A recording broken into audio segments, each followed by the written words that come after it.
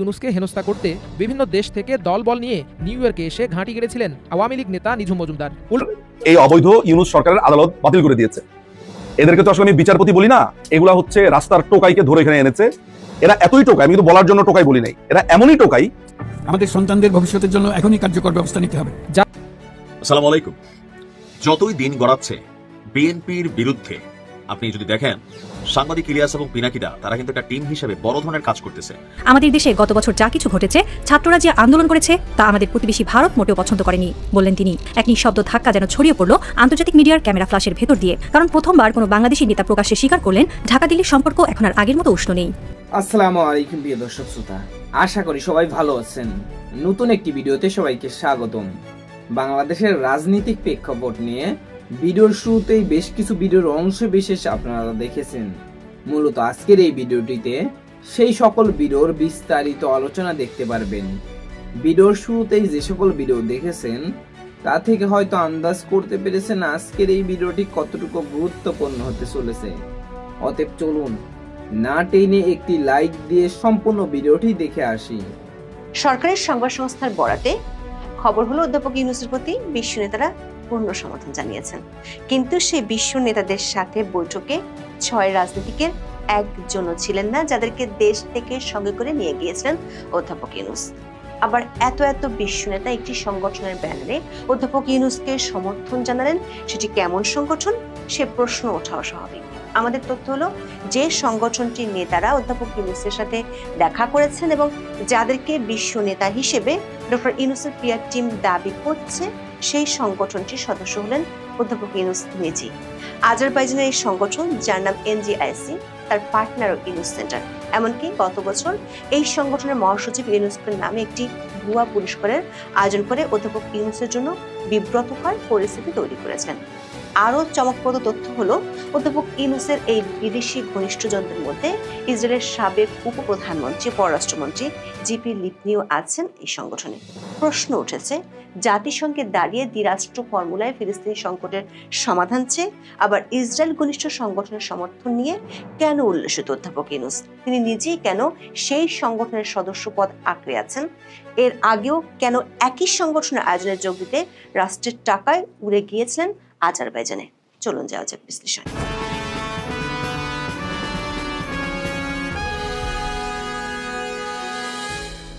জাতিসংঘের সাধারণ পরিষদের 26শে সেপ্টেম্বর ভাষণে প্রধান উপদেষ্টা ডক্টর মোহাম্মদ ইউনূস বাংলাদেশের জনগণ ও বিশ্বের বিবেকবান নাগরিকদের পক্ষ থেকে তিনি জোরালো দাবি জানিয়েছেন, পূর্ব জেরুজালেমকে রাজধানী করে একটি স্বাধীন ফিলিস্তিন রাষ্ট্র প্রতিষ্ঠার মাধ্যমে এই সমস্যার রাষ্ট্রভিত্তিক সমাধান এখনই বাস্তবায়ন করার।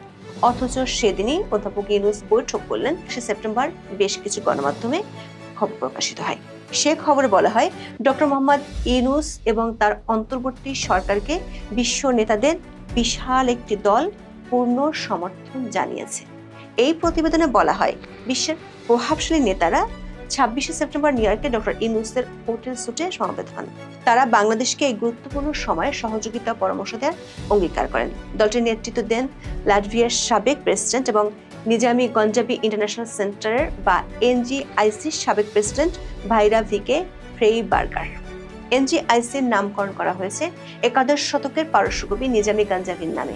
দর্শক, বিশ্ব নেতারা বাংলাদেশের অন্তর্বর্তী সরকারকে পূর্ণ সমর্থন জানিয়েছে। এমন খবর নিঃসন্দেহে বাংলাদেশের জন্য একটি বড় খবর, কিন্তু খবরটি প্রকাশের পর অনেকেই সামাজিক মাধ্যমে নানা ধরনের প্রতিক্রিয়া তুলে ধরেছেন।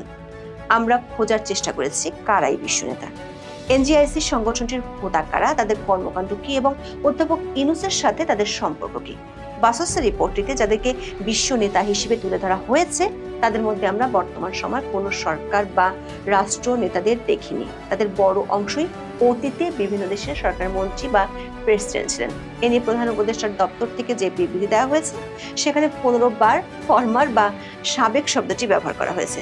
যেমন, এই দলে ছিলেন স্লোভেনিয়ার সাবেক প্রেসিডেন্ট বরুট পাহর, সার্বিয়ার সাবেক প্রেসিডেন্ট বরিস তাদিচ, লাটভিয়ার সাবেক প্রেসিডেন্ট এগিলস লেভিটাস, গ্রিসের সাবেক প্রধানমন্ত্রী জর্জ পাপান্ড্রো, বসনিয়া হার্জেগোভিনার সাবেক প্রেসিডেন্ট মলাদেন ইভানিচ এবং মরিশাসের সাবেক প্রেসিডেন্ট আমিনা গুলির ফাকিম।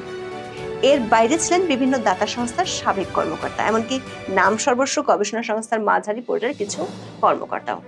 অন্তর্বর্তী সরকার পিআর টিম এদের সবাইকে বলছে বিশ্ব নেতা। দাবি করা হয়েছে তারা সবাই ডক্টর ইউনূসের সাফল্যে উচ্ছ্বসিত এবং তার পাশে থাকার আশ্বাস দিয়েছেন। এমনকি তাদের একজন অধ্যাপক ইউনূসকে যে কোনো পরামর্শ বা সহায়তার দরকার হলে জানাতে বলেছেন। দর্শক, এই যে বিশ্ব নেতা বলা হচ্ছে তাদের সবাই গিয়েছিলেন একটি প্রতিষ্ঠানের ব্যানারে, যার নাম হলো নিজামি গাঞ্জাভি ইন্টারন্যাশনাল সেন্টার বা এনজিআইসি। এটি আজারবাইজান ভিত্তিক সংগঠন।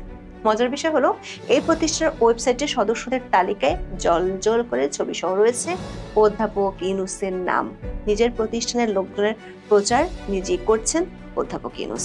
বাতাসের বরাতে প্রথম আলোয় প্রকাশিত প্রতিবেদনটিতে সাবেক 10 জন রাষ্ট্রনেতার নাম রয়েছে। এদের মধ্যে 4 জনই এনজিআইসি সদস্য। এছাড়া সার্বিয়ার সাবেক প্রেসিডেন্ট বরিস তাদিস, বুলগেরিয়ার সাবেক 2 প্রেসিডেন্ট রোসেন প্লেভনেলিভ এবং পেতার তোস্তোয়ানভ, ক্রোয়েশিয়ার সাবেক প্রেসিডেন্ট ইভো জোসিপোভিচ এই সংস্থার যুক্ত আছেন বোর্ড অব ট্রাস্টি হিসেবে। অর্থাৎ 26শে সেপ্টেম্বর নিউ ইয়র্কের হোটেলে কথিত যেসব বিশ্ব নেতারা গিয়েছিলেন তাদের বলতে গেলে সবাই ডক্টর ইউনূসের নিজের সংস্থা এনজিআইসির সঙ্গে যুক্ত।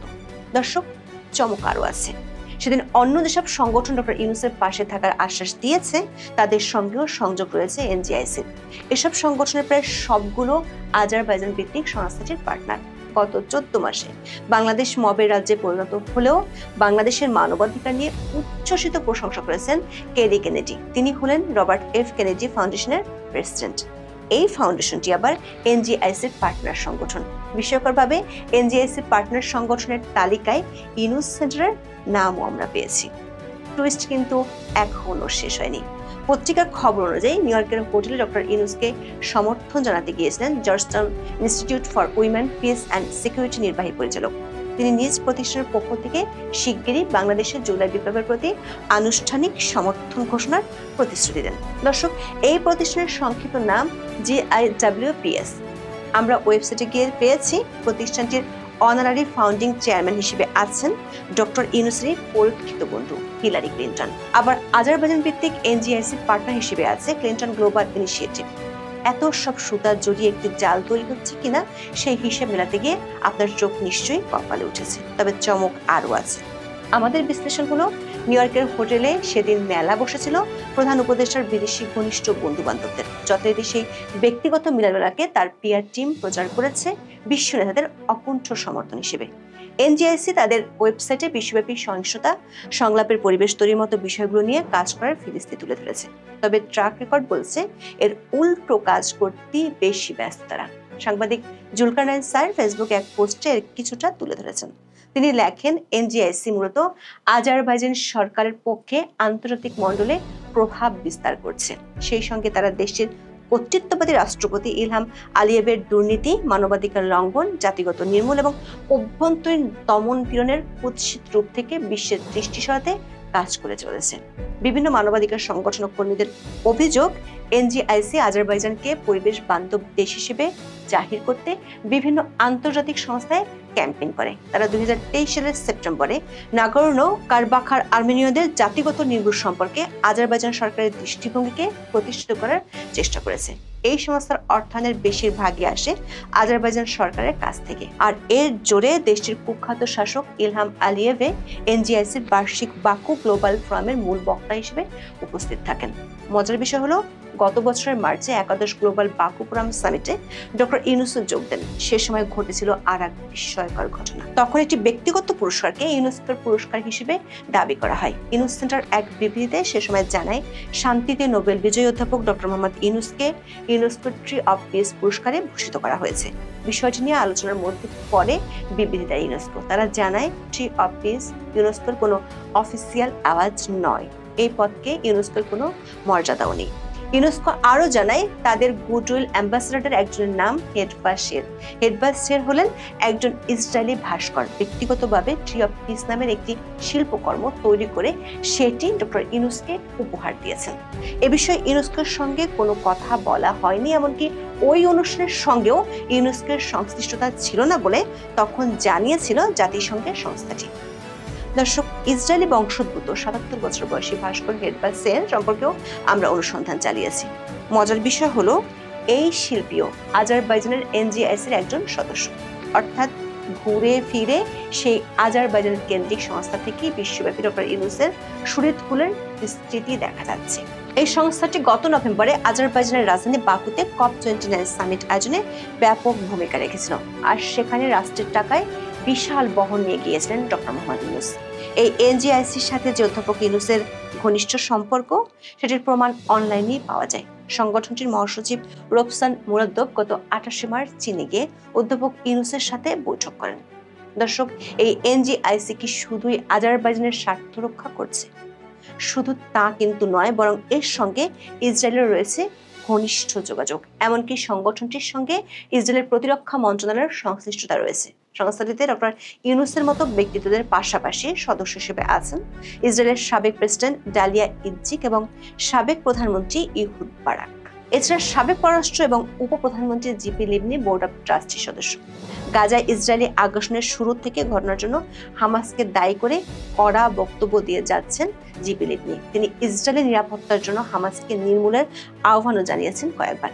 বিস্ময়করভাবে ডক্টর ইউনূসের সঙ্গে একই সংস্থায় সদস্য হিসেবে থাকা লিবনি জাতিসংঘ সম্মেলন উপলক্ষে এখন অবস্থান করছেন নিউ ইয়র্কে। সম্প্রতি এক বার্তায় লিবনি জানান, জাতিসংঘের সাধারণ পরিষদের অধিবেশনের সময় এনজিআইসির উচ্চ পর্যায়ের একটি বৈঠক আয়োজন করে থাকে। সেখানে বিশ্বব্যাপী কর্মপরিকল্পনা এবং উন্নত বিশ্ব গড়ার উপায় নিয়ে বক্তারা আলোচনা করেন। বলাই বাহুল্য, নিউ ইয়র্কে আয়োজিত এবারের সেই বৈঠকে আলোচক হিসেবে অধ্যাপক ইউনূস যোগ দেন। এনজিআইসির ফেসবুক পেজে তাকে নিয়ে প্রচারও চালানো হয়েছে। প্রশ্ন উঠেছে, ইসরায়েলের সঙ্গে ঘনিষ্ঠ প্রতিষ্ঠানটির সঙ্গে বাংলাদেশের প্রধান উপদেষ্টার এতটা ঘনিষ্ঠতার কারণ কি? দর্শক, এনজিআইসির বন্ধু বান্ধবদের সঙ্গে মিলন মেলাকে বিশ্ব নেতাদের সমর্থন হিসেবে প্রচার করছে অন্তর্বর্তী সরকারের পিআর টিম। তবে এনজিআইসির ফেসবুক পেজ বলছে অন্য কথা। তারা বৈঠকটিকে নিয়ে আমি আশা করছি সম্পূর্ণ ভিডিওটি দেখেছেন এবং এই ভিডিওর সাপেক্ষে আপনার কি মতামত অবশ্যই কমেন্ট বক্সে জানিয়ে যাবেন। ভিডিওটি ভালো লেগে থাকলে শেয়ার করতে ভুলবেন না। আমাদের এই চ্যানেলে নতুন হয়ে থাকলে চ্যানেলটি সাবস্ক্রাইব করে চ্যানেলের পাশে থাকবেন। আর যারা ইতিমধ্যে চ্যানেলটি সাবস্ক্রাইব করেছেন তাদেরকে অসংখ্য ধন্যবাদ। দেখা হবে নতুন কোনো ভিডিও নিয়ে। ততক্ষণ সবাই সুস্থ থাকবেন। আল্লাহ হাফেজ।